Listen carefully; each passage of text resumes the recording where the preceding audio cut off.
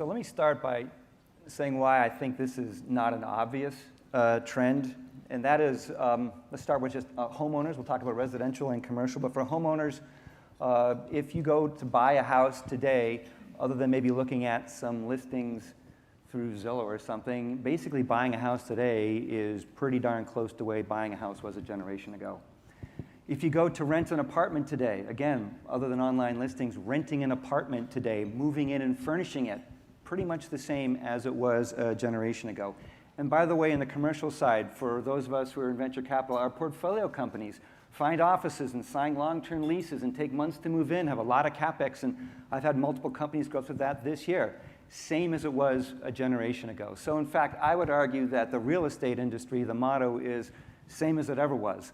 And these are trillion-dollar industries, and both commercial and both residential that we're talking about. Yet, I think if you look underneath the covers, there are changes that are occurring that are being driven by software, hardware, building design, business processes that are going to really become prevalent over the next 5 years. Let me give you some examples of those. So, getting rid of the friction. You're going to be able to sell your house with just a couple of clicks and actually get the cash in 3 days. You'll be able to buy a house in a very similarly frictionless fashion.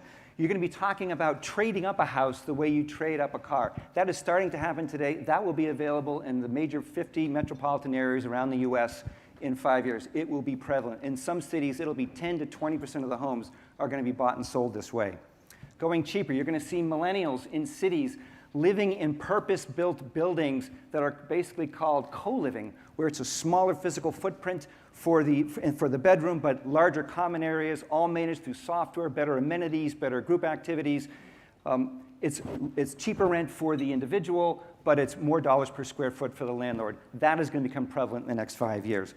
Virtually decorating your room. Take 5 pictures or 8 pictures from around the room and have software do a 3D rendering of your actual room, decorate it according to your preferences. So you can do a 3D tour of it as opposed to getting random designs from an interior designer and go, I want to buy that, I want to buy that, I want to buy that.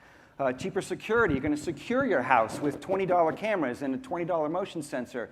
Gone is going to be spending hundreds of dollars or $50 a month to secure your house. That will be cheaper. It is, by the way, same thing is true in the commercial side. It is all about flexibility, lower cost, speed of transaction, and transparency.